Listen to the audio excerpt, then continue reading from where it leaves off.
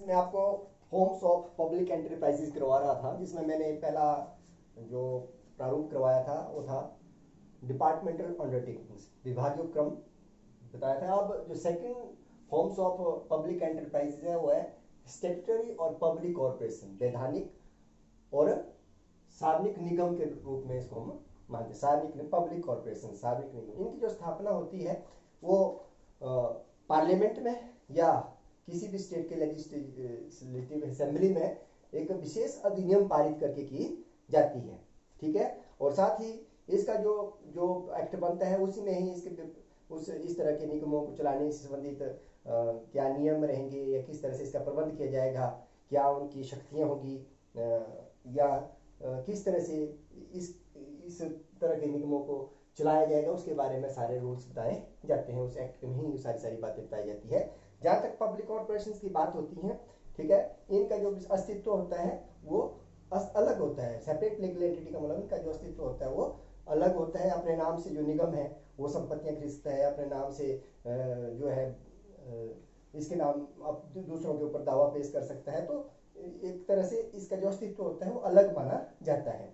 इसी तरह से जो पब्लिक कॉर्पोरेशन होती हैं, हालांकि इसमें जो स्वामित्व जो पूंजी लगाई जाती है, पैसा लगाया जाता है इस तरह के निगमों को, वो सरकार के द्वारा पूर्णतः लगाया जाता है, लेकिन जरूरत पड़े तो ये उधार भी ले सकते हैं, पब्लिक डिपॉजिट के रूप में उधार भी ले सकते हैं, ठीक है। तो इस तरह से it refers to that public enterprises which is created by a special act of parliament और स्टेट लेजिस्लेचर, ठीक है ना। इसमें जैसे कि लाइफ इंश्योरेंस कॉर्पोरेशन सुना है आपने, कॉमन है, ठीक है ना। रिजर्व बैंक ऑफ इंडिया है, industrial development bank of India है, ठीक है ना। फूड कॉर्पोरेशन इंडिया है, इसी तरह सेंट्रल वेयर हाउसिंग कॉर्पोरेशन है, एम्प्लॉइज स्टेट इंश्योरेंस कॉर्पोरेशन है, oil and natural gas corporation है, एयर इंडिया। इस तरह से बहुत सारी निगम जो है वो स्थापित की गई है सरकार के द्वारा समय समय पर। उसके लिए पार्लियामेंट और जो विधानसभा है वहाँ पे एक विशेष अधिनियम पारित करके इस प्रकार की जो संस्थाएं या निगम है वो चलाए जाते हैं। जहाँ तक इनकी विशेषताओं की बात है, जैसे कि नंबर 1 फॉर्मेशन, स्थापना, तो मैंने बताया इसकी स्थापना जो है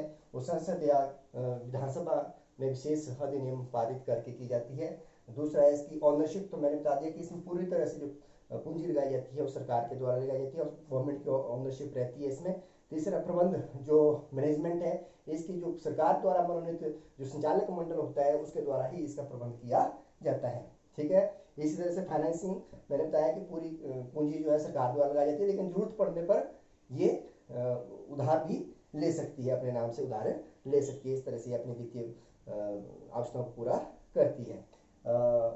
अपॉइंटमेंट्स, जहाँ तक अपॉइंटमेंट्स की बात है, नियुक्ति की बात है, तो जो इस तरह के निगम के जो कर्मचारी होते हैं वो स्वयं अपने कर्मचारियों की नियुक्ति करते हैं, उनके बारे में नियम बनाते हैं, ठीक है, और अपनी नियुक्तियां करते हैं, ठीक है। अर्थात वो सरकारी कर्मचारी नहीं होते, वो निगम के कर्मचारी ही कहलाते हैं, ठीक है।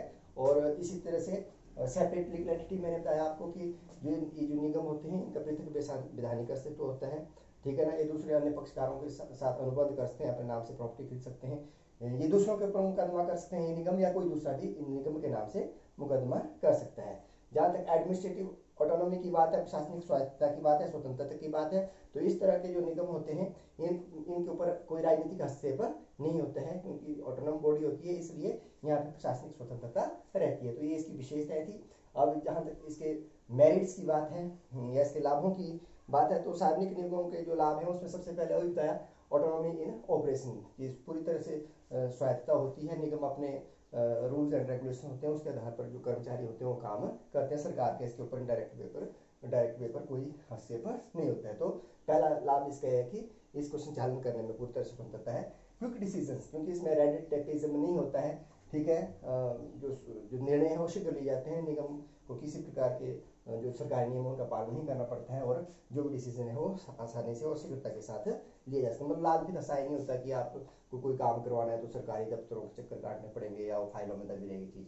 आगे है एफिशिएंट मैनेजमेंट, तो जो मैंने बताया संचालक मंडल सरकार के द्वारा नियुक्त किया था, इसके अलावा भी जो प्रोफेशनल लोग होते हैं या प्रबंध के क्षेत्र में जो लोग होते हैं उनको अपॉइंट कर सकता है निगम, ठीक है ना। और इस तरह से एफिशिएंट मैनेजमेंट जो है उस प्रकार के निगम का जो संचालन है वो जो कुशल प्रबंधक है उनके द्वारा किया जाता है। सोशल सर्विस मोटिव, इसका जो उद्देश्य है वो लाभ कमाना नहीं होता है, बल्कि समाज सेवा करना होता है। इनके लाभ, उनकी मात्रा बहुत कम होती है, क्योंकि इसका मुख्य उद्देश्य समाज सेवा ही करना होता है। ठीक है ना। ये जो भी निगम है वो जैसे life insurance corporation of India है, वो लोगों की इंश्योरेंस करवाती है, ताकि उनको अगर किसी प्रकार की जान माल की हानि हो तो सॉरी जीवन का बीमा करवाया जाता है, तो उसके परिवार को आर्थिक सुरक्षा मिल सकते। ठीक है।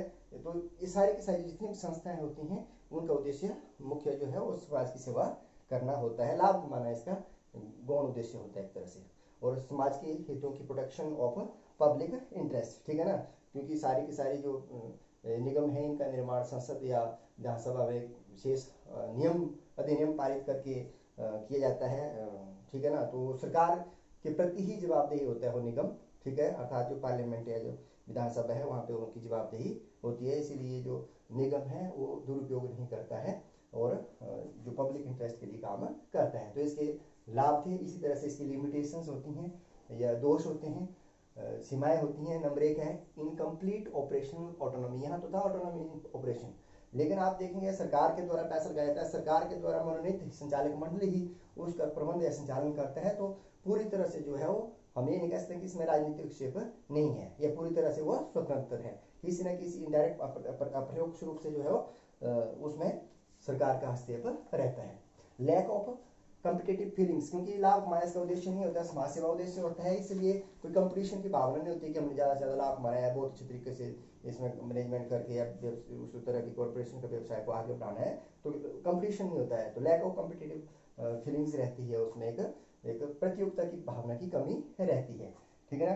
तीसरा है इग्नोरिंग सर्विस मोटिव, क्योंकि जो संचालक मंडल होता है, कई बार हम कहते हैं कि सामाजिक सेवा करना इसका उद्देश्य है, लेकिन कई बार जो संचालक मंडल होते हैं या सरकार जो मनोनीत सदस्य होते हैं, वो अपने व्यक्तिगत हितों को साधने के लिए जो सार्वजनिक हित है उसको भूल जाते हैं। तो इसकी कुछ इसकी सीमाएं थी।